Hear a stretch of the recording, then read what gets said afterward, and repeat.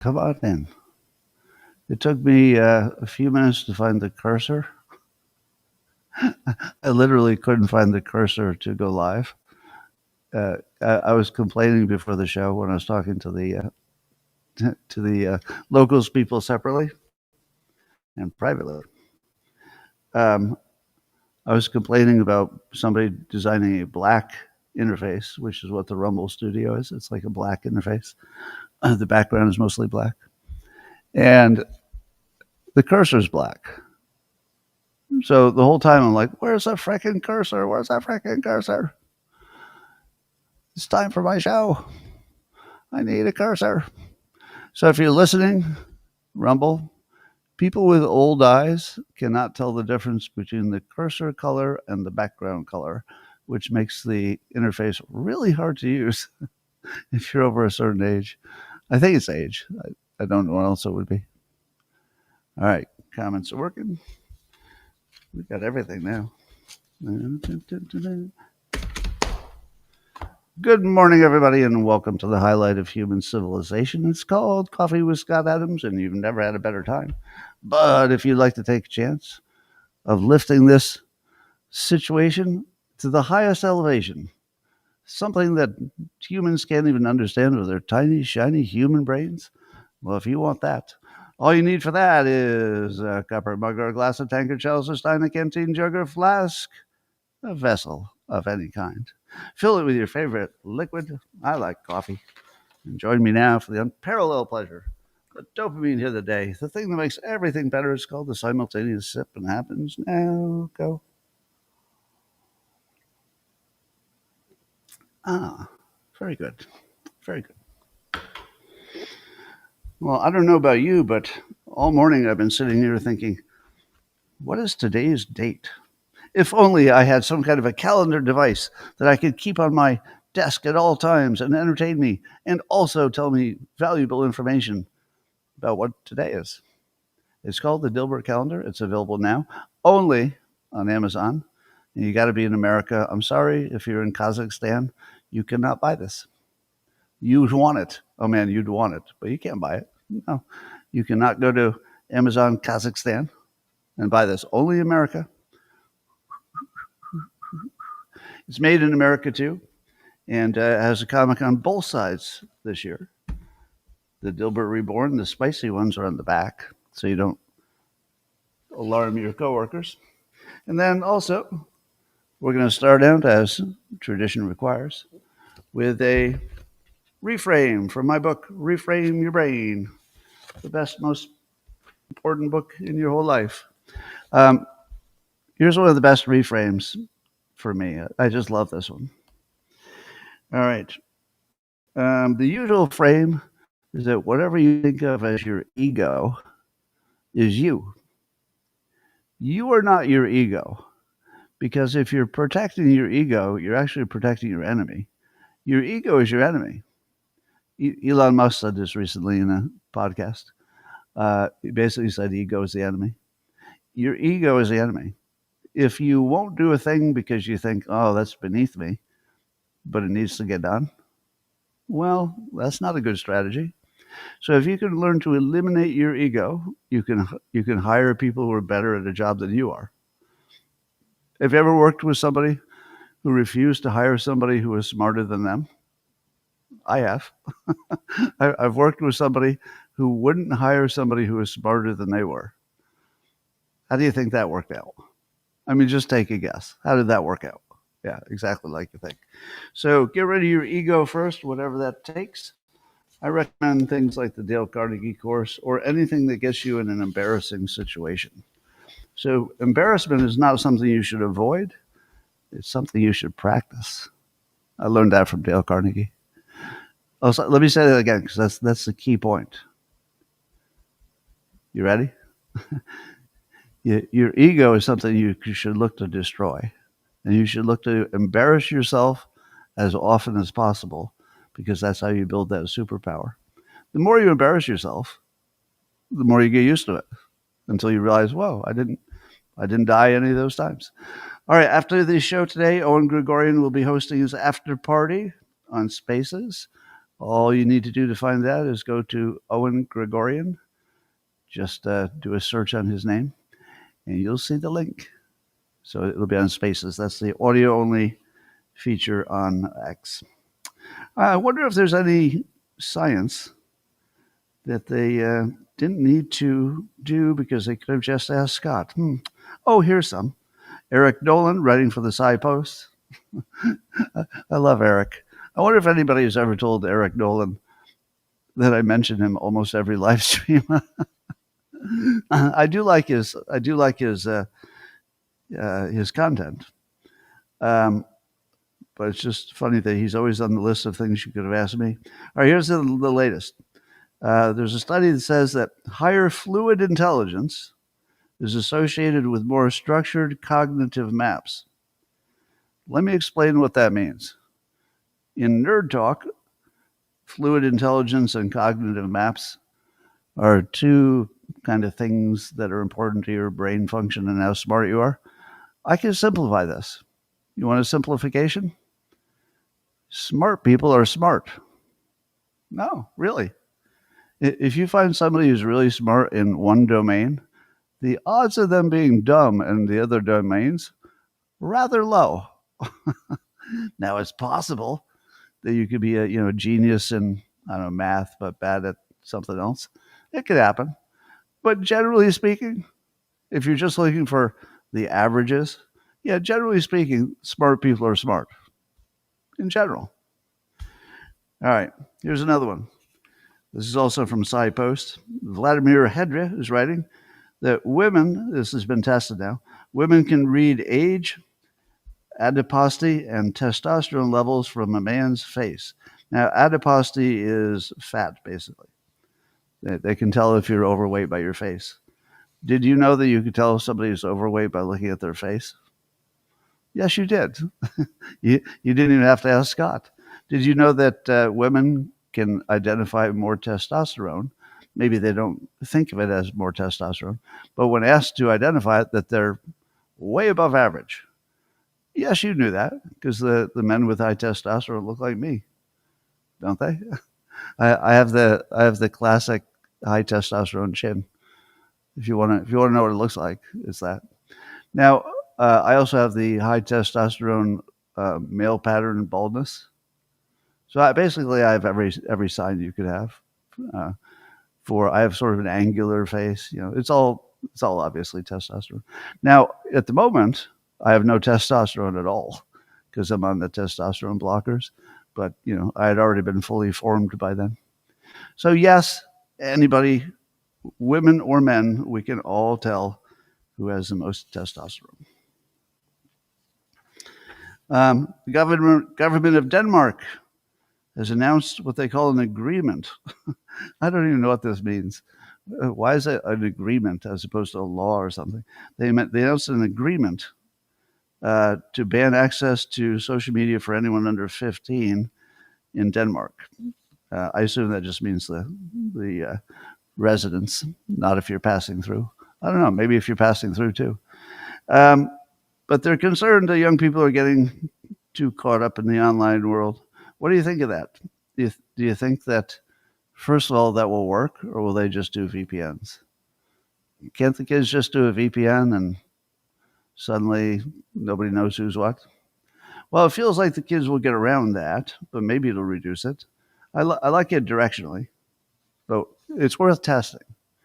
So I won't criticize the details because this is definitely the sort of thing that we should be looking at testing. If they're going to test it in Denmark, good, do that first.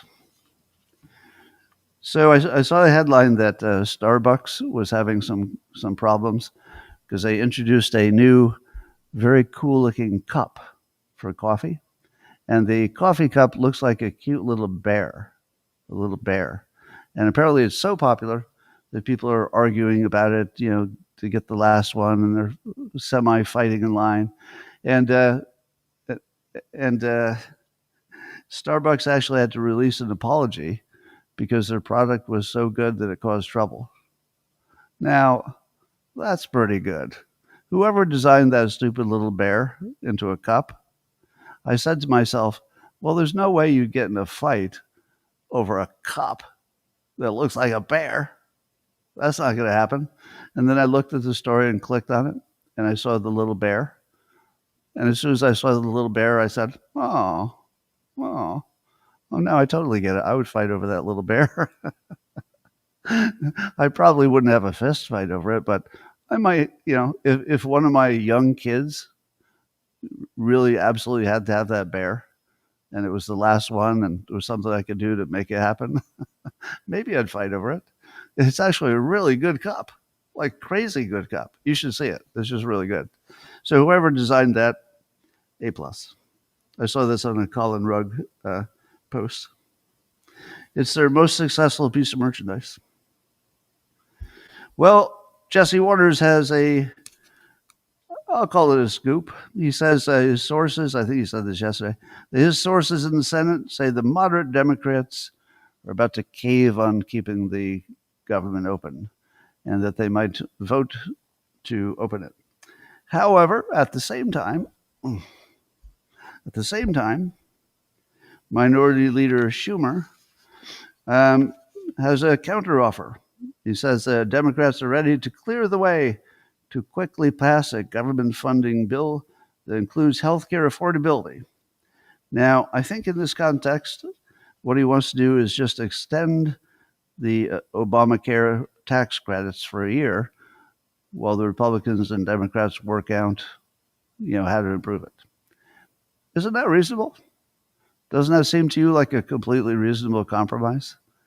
Because they didn't want to open the government at all unless they got something in return.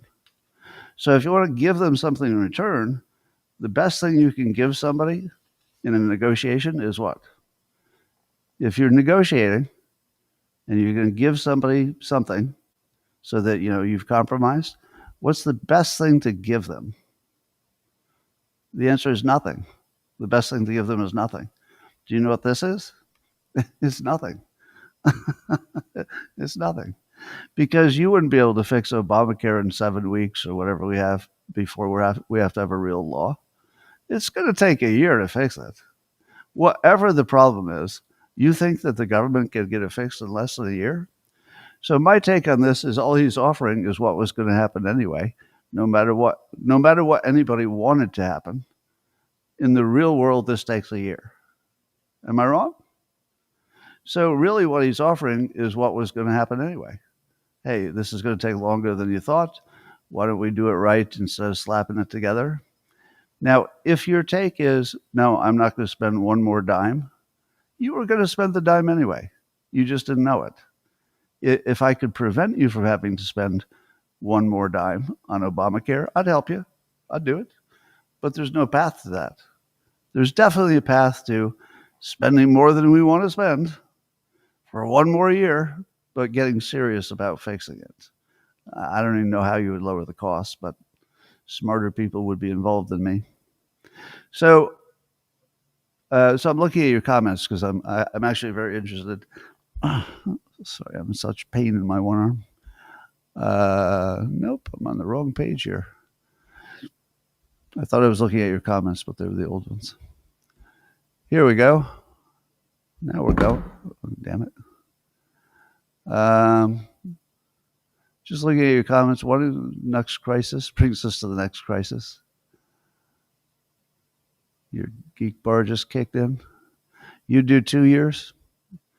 1 year is reasonable. Makes us look bad at midterms when we once again say no to subsidies. Does it? Do you think there's a clever midterm play that the Democrats are doing? I don't know. The COVID subsidies, which don't apply. All right. Well, so my current take is that the Democrats are trying to find a ego-free, we didn't really lose way to get past the government closure. This looks reasonable to me. It looks reasonable. If Trump negotiated it down to 9 months or 6 months or something, also reasonable. But we now have entered what I would call the common sense zone, where what the Democrats are offering sounds like but there's a lot of nuance in all this stuff. I could be wrong about where the details are going. It sounds like they're at least creeping into something that would be reasonable. Giving somebody a little extra time to do something that's really complicated, that's just a reasonable ask. I don't know how you argue against that, but we will. Apparently, 30 subpoenas have gone out in Florida to some of the people who were involved in the Russia Gate hoax. People such as Adam Schiff and John Brennan and Lisa Page and Peter Strzok, and I guess 20 some other people. Do you think any of those subpoenas are going to turn into anything like jail time? How many of you believe that based on everything you've lived through, everything you've seen, everything you know about the government, that the logical end state here is that these people who clearly were doing something inappropriate, I don't know what's legal and what's not legal, I'm not good at that, but clearly something monstrously inappropriate, just monstrously, overthrowing the government. That's pretty bad. But do you think they'll be, I just don't feel like they're going to be punished. It just doesn't feel like that's where it's going. It might go there. It might. It doesn't feel like it. I don't know why. I think it's just pattern recognition, right? I've seen too many times we've been disappointed. So it just feels like, Charlie Brown in the football every day. All right, we'll watch that one. All right, here's one we're going to do a little fact checking on, okay? We're going to do, is this real or not real? So you all know that Nancy Pelosi got very rich trading stocks during her time in office. And her percentage gains were way better than other people. Now, when she's challenged about that, and obviously it looks like insider trading, which is legal, completely legal for people in Congress. They're the only ones that can do it. They can actually do insider trading, and it's legal. So some say that's what she was doing, but she denies it. Now, the reason I haven't been much on this story, you've probably noticed, I know you've been asking me to cover this more forever, and I don't, is because I don't treat things that are legal the same way I treat things that are illegal. So for the same reason that there are other things I say, well, it's legal, such as pardons. We're going to talk about a pardon in a little bit. I don't like pardons, but they're designed such that nobody is supposed to like them, and they're totally legal, and they're transparent, mostly. Even if they're not, it's still legal. So if something is totally legal, I just don't feel like bitching about it is worth the time. So, but I've got a question about what's real, what's true. So apparently her current net worth is close to 300 million, but in 2024 it was over 300 million in 2024. Went down a little bit, it looks like. But she beat the averages by a million miles. But here's the part I wanted to suggest. When asked to explain why she did so well, she says she's not the one who does the trading. She says her husband is the one who does the stock trades. Now, is that what you would say? How is that a good alibi? Don't we just assume that all she'd have to do is tell her husband what to buy? That's no alibi at all. Why would you go with such a weak alibi? Oh, my husband does the trading. Who would do that? In what world would you give the weakest alibi? There's only one world that you would do that. You didn't have a better alibi. If you had a better one, you'd use it, right? As in, I'll give you an example. Let's say that most of her gains was in one or two stocks. And she said, you know what? I was watching the same news you were. And to me, it looked like AI was going to be big. So I bought a bunch of NVIDIA early. And that's about 30% of all my gains. But then I also got lucky. And then tell a story basically of how she did, in fact, make ordinary investments. And they just happened to be good. And they did unusually well. Now, I'm not saying that's really what happened. I'm saying if that is what happened, why wouldn't you go with that? That would be an entirely at least believable. I mean, she could prove when she bought something and when she sold it. You could look at the headlines and you could say, didn't we all know that that was going to be good? Or did she have some special access? Now, it does seem guilty as hell when she just says, my husband does the trading. Now, he's a professional. So if he does trading, he should do better than other people, right? Maybe not that better. Not that much better. So yeah, that looks like it's exactly what it looks like. It's just a massive bunch of insider trading, or she's very bad at alibis. One of the two. Apparently, Trump has reached some kind of $100 billion trade deal with Uzbekistan. Thank God. We've all been waiting for this one. It's the big one. Uzbekistan, finally. Finally. Do you believe that it's a $100 billion deal? Well, first of all, it's over 10 years. So more like 10 billion. But it's a small place. 36 million people live there. However, every single day, as I've been telling you for a long time, every day that Trump can make one of these trade deals, and there are a lot of countries left, it makes it look like progress, doesn't it? I mean, it looks like something good happened. And if he just keeps rolling these up, like today is Uzbekistan, maybe tomorrow is Kazakhstan, day after that is Albania, it's just going to look like he's getting a lot done, which he is. All right. The name of the Uzbekistan president is Shave Cat, Shavkat. Shave the cat. All right. I like him already. All right, here's the story you all want me to talk about. Blaze Media has a pretty big breaking news scoop. So their investigative journalist, Steve Baker of Blaze Media, apparently he worked with some entities that can do gait analysis, which is the gait is how you walk, the specific way you walk. And the claim is that using this gait analysis, that they've identified a woman who planted the pipe bomb on January 6th. Remember, the pipe bomb planter was on video, but you couldn't see any face. But you could see the body and you could see him walk. We thought it was a man, probably, but it's a woman. And the claim is that the odds, if you add together the fact that the gait analysis is usually in the 90% accuracy, and you add to that some human intelligence, they pop the odds that he has identified the correct person at around 98%. That's a high number. Now, do you believe that? The other thing that sort of raises your eyebrow is that the person named was a U.S. Capitol Police officer. Shawnee Kirkhoff. Where do you think she works now? Let's see, she's accused, just accused, this is an allegation only, of planting that pipe bomb under the role of being a U.S. Capitol Police officer. Where does she work now? Take a guess.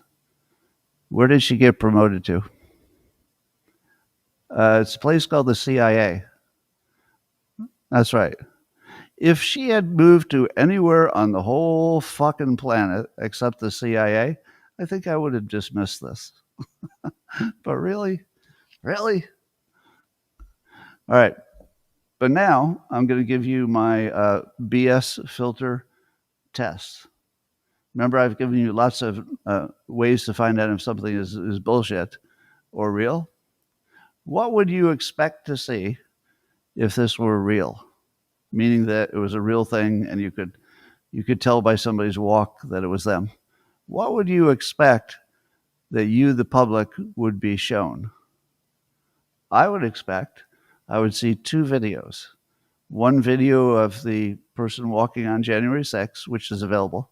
But then secondly, I would expect that the public would have seen by now a video of her walking in her daily life, so that you and I can look at it and say, yeah, that looks like the same walk.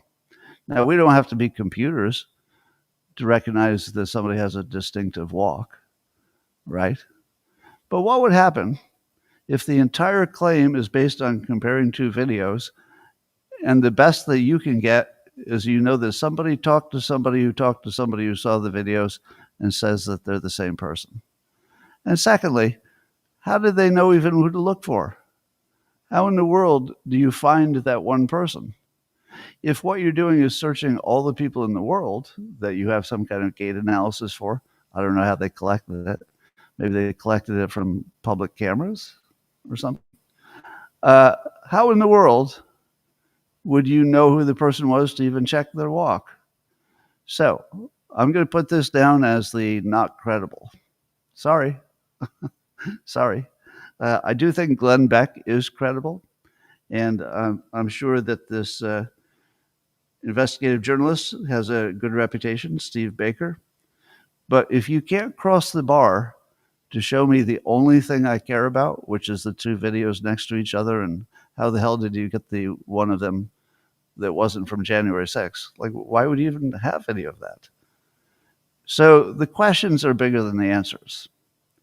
So I'm not buying this one. I'm going to say this does not make the sale. Now, if you're new to me, you think I just said it wasn't true, right? Is that right? Did anybody hear me say it wasn't true? I didn't say that. I use the word credible very carefully. Credible means, maybe the lawyer made the case. It doesn't mean it's true. It doesn't mean it's false.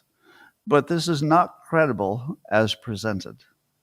Do you remember when Dinesh D'Souza made some claims about the people dropping things off in drop boxes? And do you remember what I said about that? If you can't show me at least a video or two of the same person dropping multiple things in these boxes, I don't think you really have anything, because that's the only thing that would have convinced me. And then I think in the end, we did not get those videos. So this is sort of reminding me of that. There's one thing that matters. Show me the video. It's the one thing we don't have. Sketchy. So it could be true. It could be true. So let me say that as clearly as possible. It could be true. It's just not hitting the credibility level that I would expect. Anyway, but we'll wait to hear more about that. Some of it just might be I'm not as up to date on it as I should be. So, but the people involved are all credible as far as I know.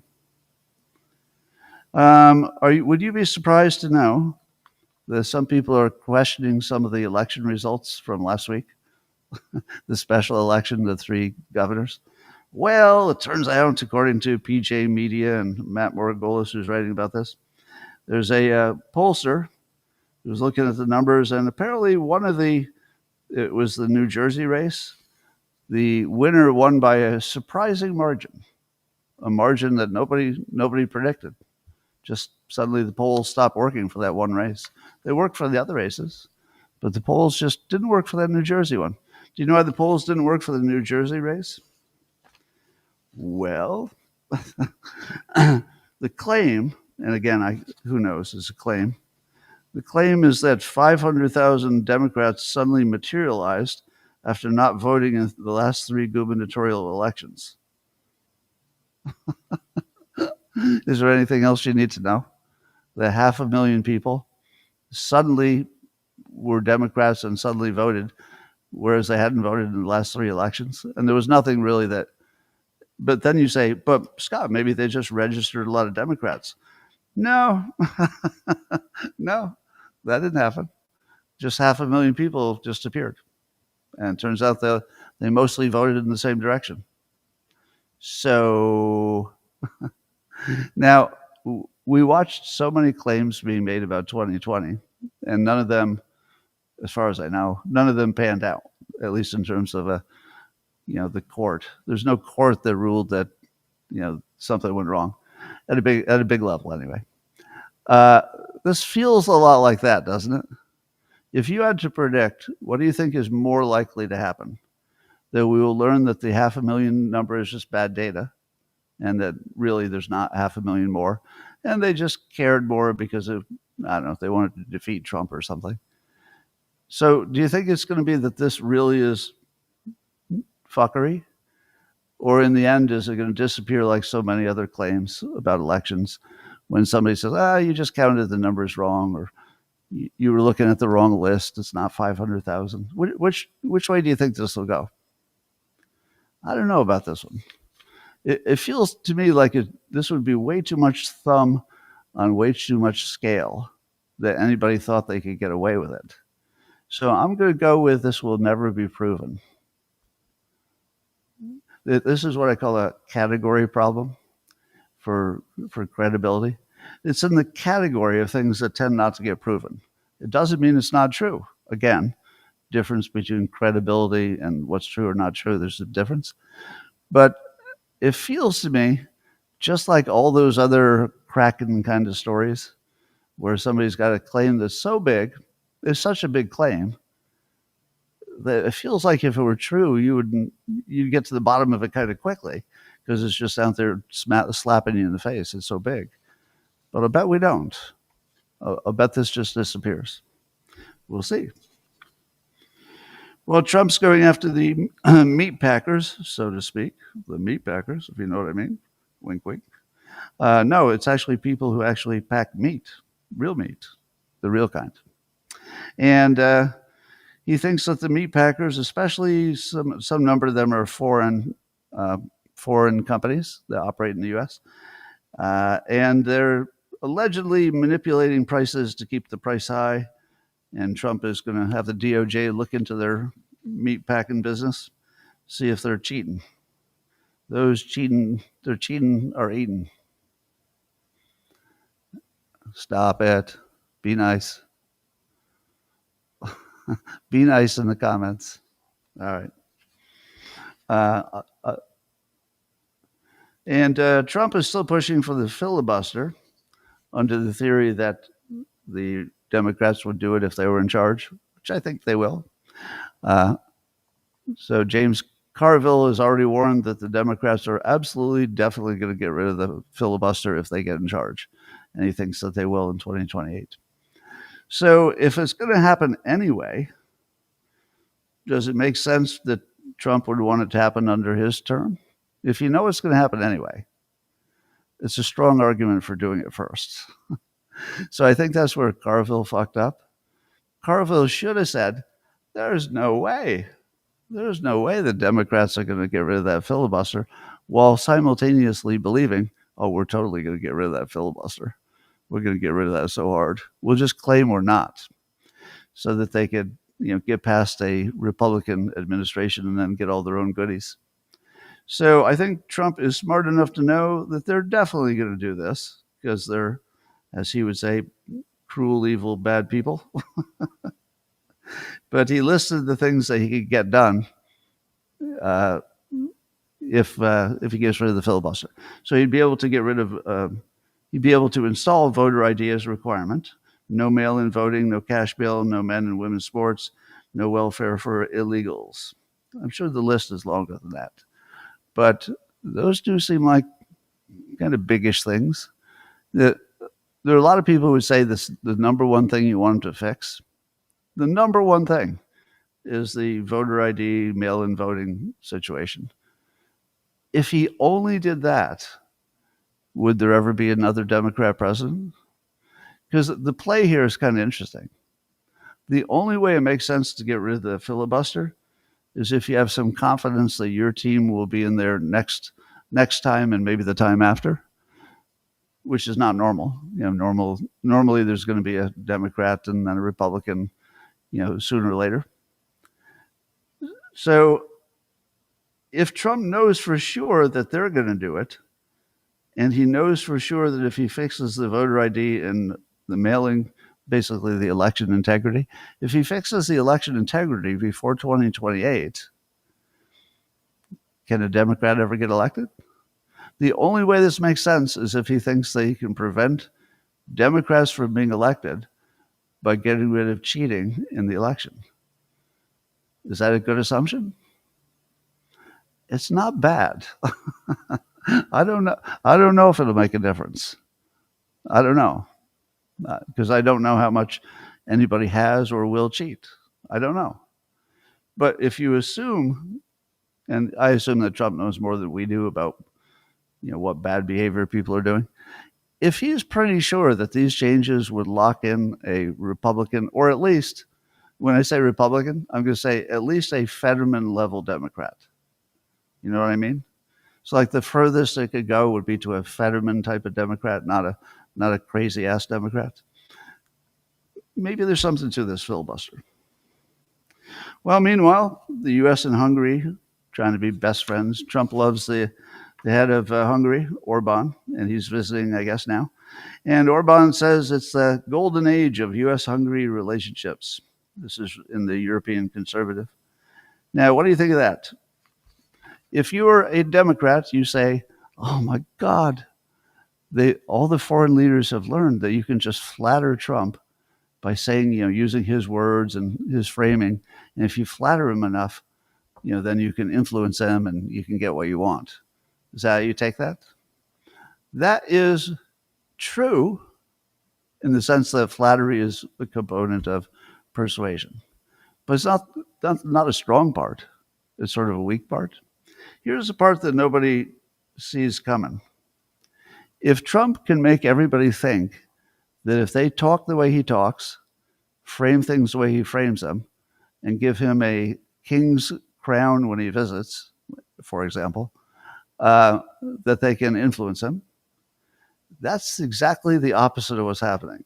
If he can make other foreign leaders essentially wear the clothes he wants them to wear, say the things he wants them to say, and do the things he wants to do on a small scale, such as using his framing of the Golden Age.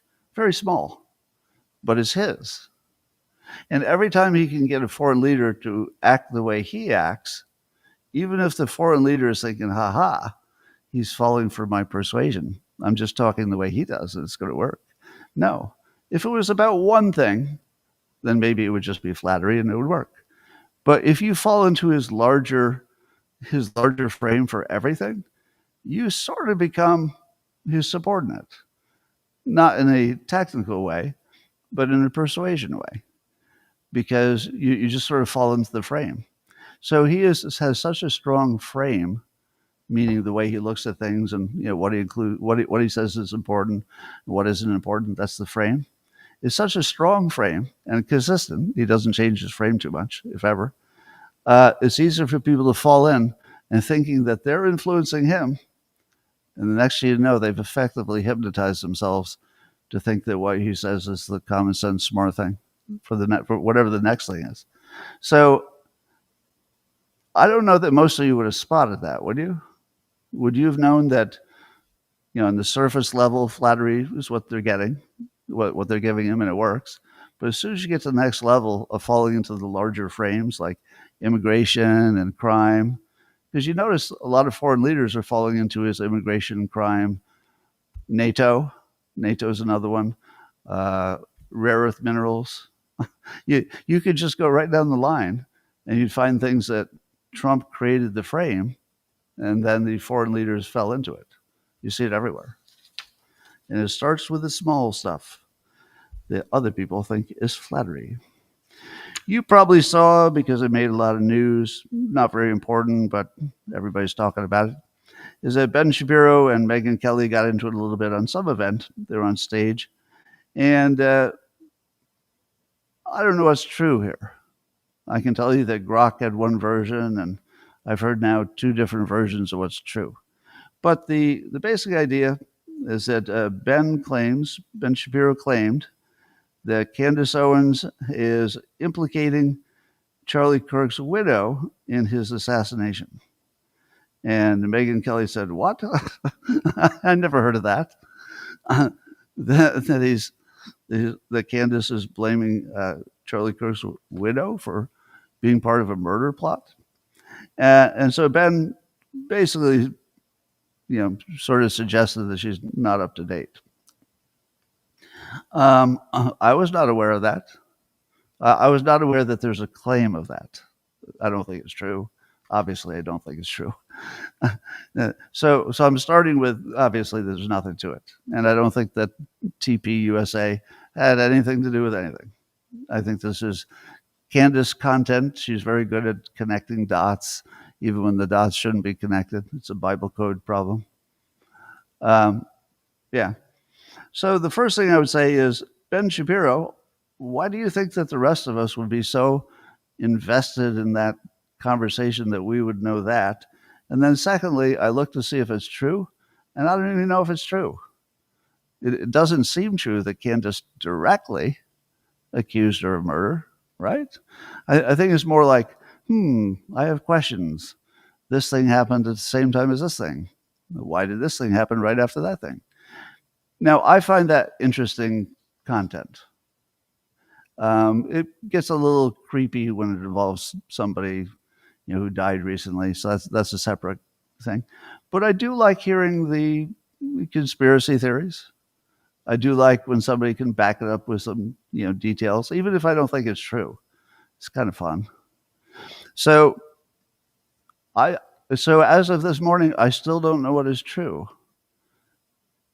I don't believe that I would ever find a quote where Candace was directly accusing either TPUSA or Erica for being part of the murder.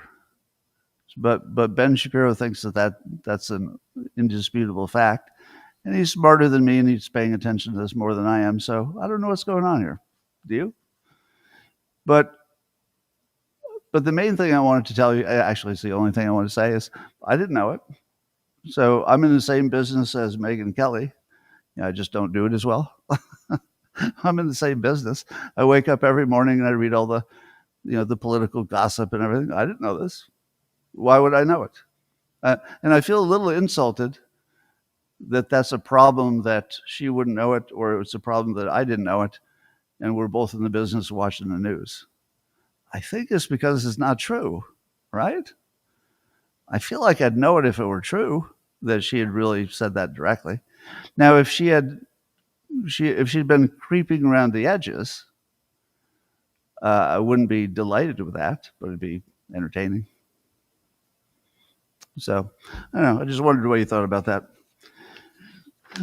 I do think that this whole thing of conservatives fighting with conservatives, it really has everything to do with the fact that they're winning.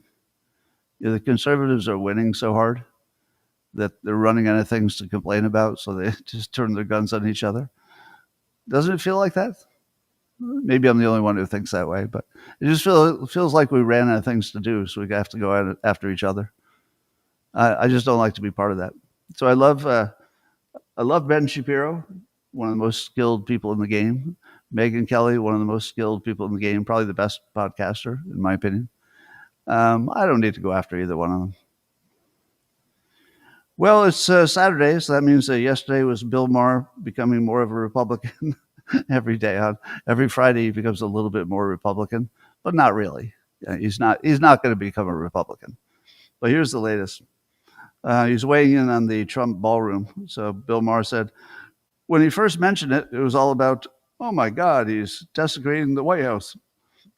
And then I finally read, oh, well, they've done this shit to the White House before. It's just a building, I think.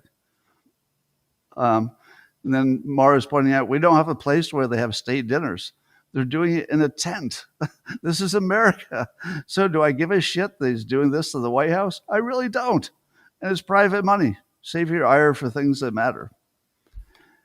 There you go. Now, what would you call that? Is that a Republican opinion, a Democrat opinion, or a common sense opinion? That's a common sense opinion. Every time somebody goes into the common sense zone, they're sort of in the MAGA zone. Not entirely, but you got 1 foot in there if you're arguing common sense, and you're arguing it well, as he is. Then also, Bill Maher was in favor of Trump's Golden Dome, the missile protection system that we're trying to build. Maher said, I have a problem. He's responding to one of his guests. He goes, I have a problem if we don't build it. Just because Trump thought of it, I'm not against it. Something that would stop the increasing number of rogue missiles in this world from maybe coming over here and incinerating me. Yeah, mark me down as pro for that. I'm pro having. Now, can we do it? I don't know. He says it'll take 3 years and $180 billion. And the Democrats, say, well, that's BS.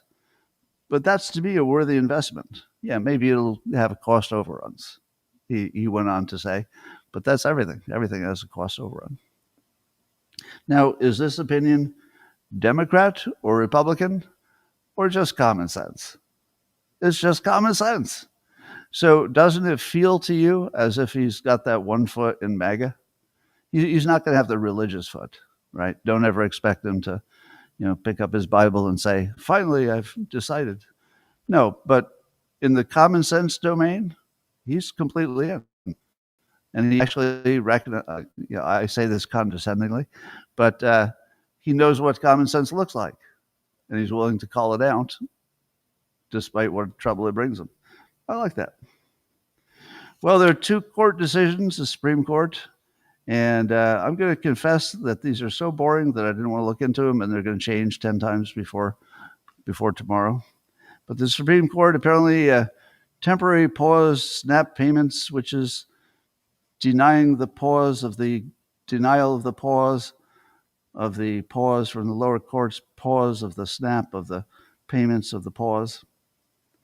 All these stories are so filled with negatives that you don't know exactly what got paused. Wait, you paused the blocking of it.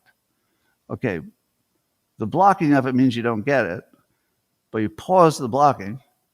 But now another court says you have to unpause the blocking. These are impenetrable stories.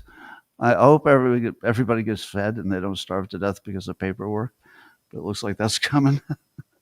Also, a federal judge ruled that, so there's something about SNAP. You can read up on it if you care.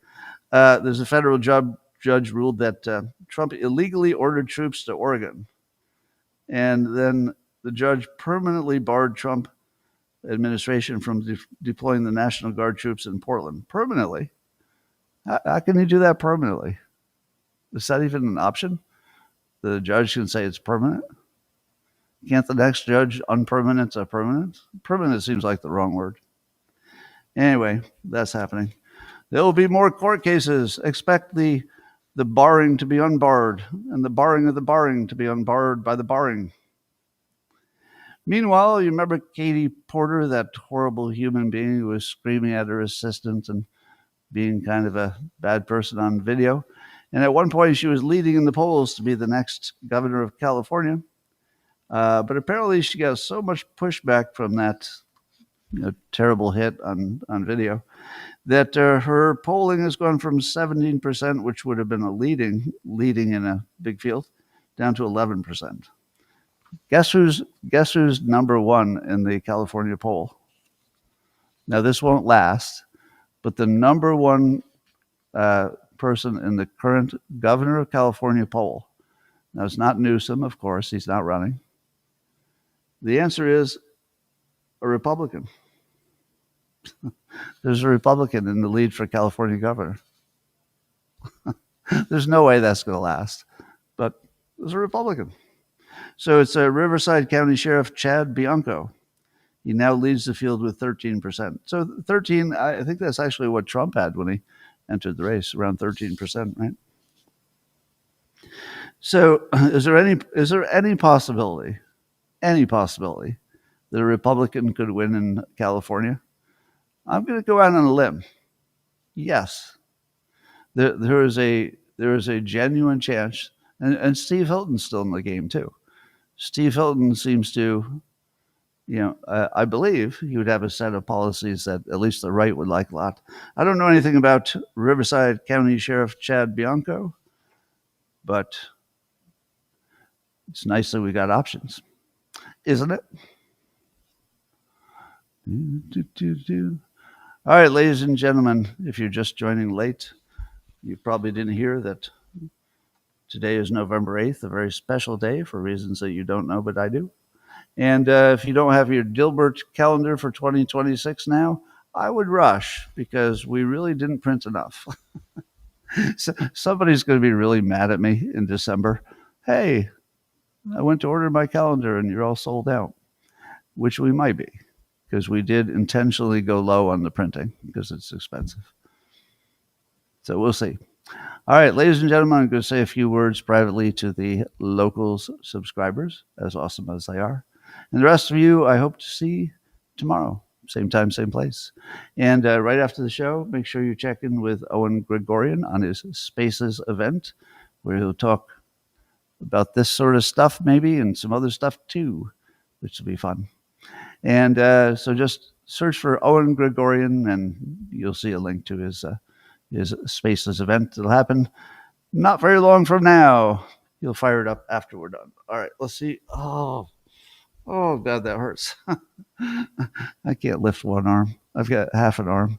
My hand doesn't work on this one, but my arm doesn't work on the other one. And then the cursor is disappeared. All right, cursor. Fuck me, I can't find the cursor again. All right, we're gonna have to move the computer to another space so that I can mess around with it in less pain. Oh, okay, that doesn't hurt. All right, cursor, there you are. Found ya.